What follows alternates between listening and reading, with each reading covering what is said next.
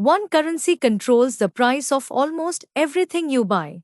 The US dollar isn't just money. It's the invisible backbone of the entire planet. But how did a single piece of paper become the world's ultimate boss? It all started in 1944 at a secret meeting called Bretton Woods. World leaders agreed to peg their currencies to the dollar and the dollar to gold.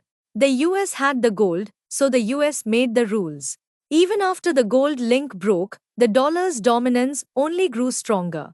Today, over 80% of all global trade is done in greenbacks. Whether it's oil from the Middle East or tech from Asia, the world pays in USD. Countries keep massive piles of dollars in their wallets as a safety net. Why? Because it's the most liquid, stable, and trusted asset in existence. When the global economy shakes, everyone runs toward the dollar for safety. It's the medium of exchange, the store of value, and the ultimate global weapon. But as new powers rise, is the dollar's throne finally starting to crack? If you want to stay ahead of the global wealth shift, you need to see what's coming. Smash that like button if you think the dollar will stay on top. Subscribe now to unlock the secrets of the shifting global economy.